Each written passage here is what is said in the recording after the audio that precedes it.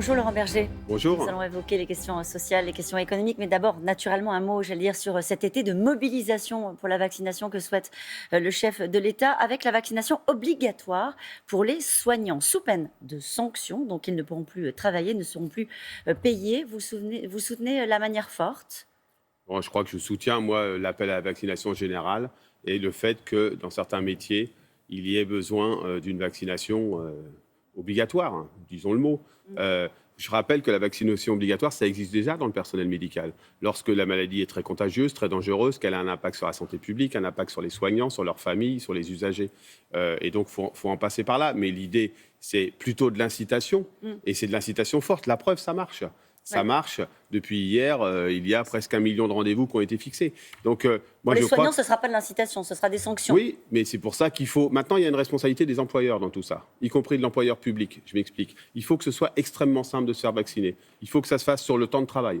Hier, moi, je regrette que ça n'a pas été dit. J'avais insisté auprès du président de la République en disant il faut dire qu'il faut une vaccination sur le temps de travail, que ce soit inscrit dans les obligations aussi de l'employeur de laisser ce temps-là. Et donc, il faudra maintenant aider à cette vaccination généralisée. Il y a déjà plus beaucoup de Notamment rendez-vous pour les sur les soignants. plateformes de prise Oui, de mais c'est rendez-vous. pour ça qu'il va Donc, falloir ouvrir des bus, il va falloir ouvrir des barnums, il va falloir que ce soit possible sans rendez-vous. Et c'est ça dont il est question maintenant. Tant mieux si l'intervention d'hier fait cette incitation, parce que, je le rappelle, le virus, c'est la restriction de nos libertés individuelles et collectives, et qu'il y en a un peu assez, on en a tous assez. Donc il faut se vacciner. Je crois qu'il faut un discours sans ambiguïté de tous les responsables publics, mais il faut pour ça que les moyens existent. Et donc maintenant, c'est cela dont il s'agit dans les jours à venir. il faut faciliter la vaccination. Juste sur la question des soignants, vous craignez une réaction sociale des soignants?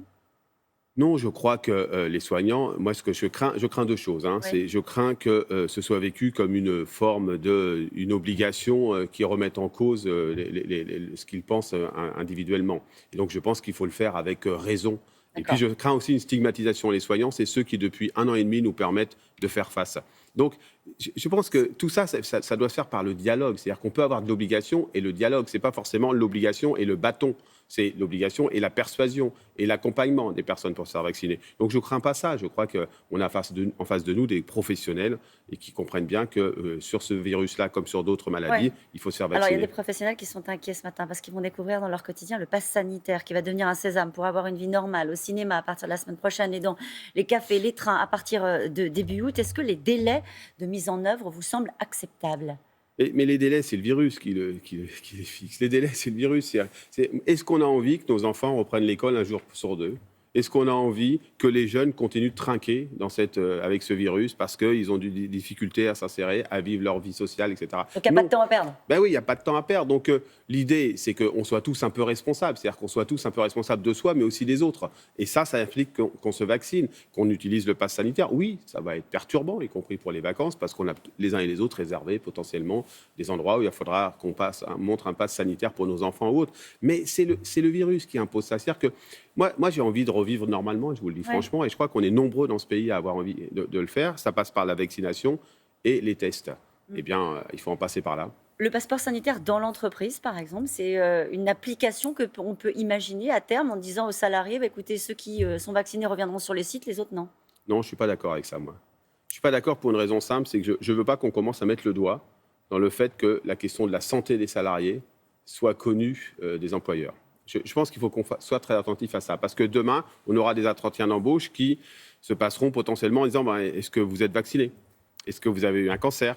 Est-ce que vous avez du diabète, etc. Et moi, je ne veux pas qu'on rentre dans cette idéologie. Donc, je pense qu'il faut que dans les Donc entreprises... utile mais encadré quand même, le passeport sanitaire. Oui, bien sûr, il faut qu'ils soient encadrés. C'est-à-dire que ça ne peut pas être un outil de discrimination. Ça peut pas, lorsque les personnes ont des problèmes de santé, ils n'ont pas à le dire à leur employeur. Donc, encore une fois, là aussi, si on est capable d'ouvrir dans les services de santé au travail de façon beaucoup plus massive la vaccination dans les entreprises elles-mêmes, on aura des gens qui finalement le feront. Et vous verrez, je fais le pari, moi, qu'avec de l'obligation, avec des règles et avec de la persuasion, on aura un taux de vaccination qui sera élevé. On n'a pas suffisamment vacciné dans les entreprises, Laurent Berger? Non, pas encore, parce que c'était quelque chose de nouveau, parce qu'il n'y avait pas suffisamment de doses à un moment donné, et parce qu'il y a une forme de pudeur là-dessus. Ça vaccine tous les ans contre la grippe dans les entreprises, donc on peut le faire contre le virus. Alors les retraites, si les conditions sanitaires sont réunies, si la reprise économique se confirme, C'est une réforme qui est enterrée, Laurent Berger?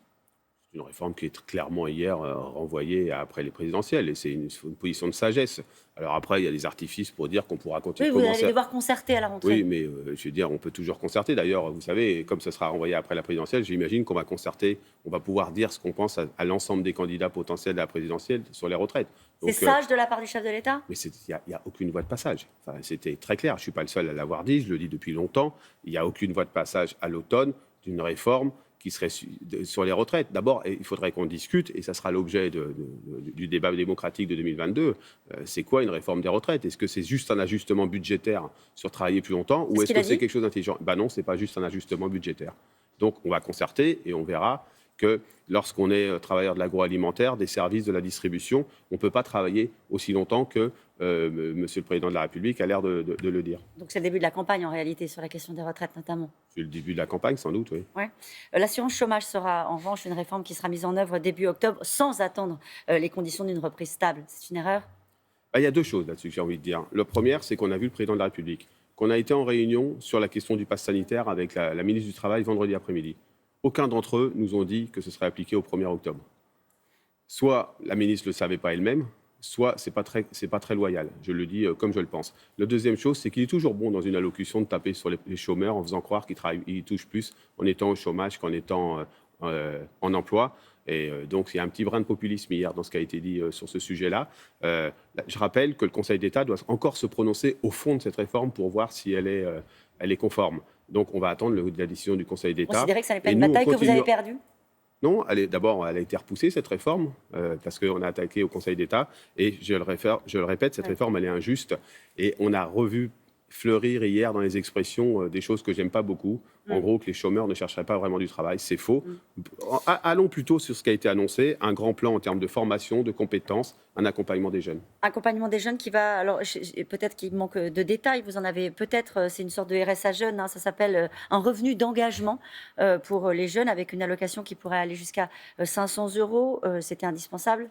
Oui, c'est indispensable. Après, on trouve un nouveau terme. Moi, oui. On adore ça dans notre pays, de trouver des nouveaux termes, mais peu importe, il n'y en a pas grand-chose à faire. Ce qui est important, c'est un accompagnement pour les jeunes et une allocation. On en a grandement besoin. La CFDT le revendique depuis longtemps. On appelait garantie jeune universelle, RSA jeune, peu importe. On accompagne les jeunes dans leur parcours vers l'emploi. Avec un calendrier? Et il faudra un calendrier, des moyens. Et ça, c'est les annonces qui seront faites maintenant en septembre. Alors, j'ai besoin de vous pour décrypter. Qu'est-ce que ça veut dire une grande ambition humaniste pour l'autonomie? Ça veut dire un plan... Ça fait partie des propos hier du chef de l'État concernant... Ça veut dire un grand plan sur la dépendance et l'autonomie des personnes âgées. Je crois qu'on en a besoin aussi. Là aussi, il faut des détails? Il en faudra et des détails et des financements, comme sur Une la garantie jeune universelle. Pour vous, Laurent Berger, le président de la République promet un nouveau plan d'investissement à la rentrée pour nourrir la dynamique et contribuer à faire émerger la France de 2030. Ça s'appelle un deuxième plan de relance? Oui, un plan de relance en tout cas qui est ancré dans la transition écologique, dans les secteurs les plus en difficulté. On sait qu'il y a le secteur automobile qu'il faudra accompagner particulièrement. Moi, je crois qu'on peut se servir de cette période pour pas réellement repartir comme avant, pour ancrer notre modèle de développement et notre modèle productif vers la transition écologique et vers finalement l'innovation et la compétence, ça a été dit hier. Et pour ça, il faut des moyens, il faut accompagner de nouvelles filières, l'énergie, le digital, la santé. Et j'espère que ce sera ça dont il sera question. Merci beaucoup, Laurent Berger. Merci.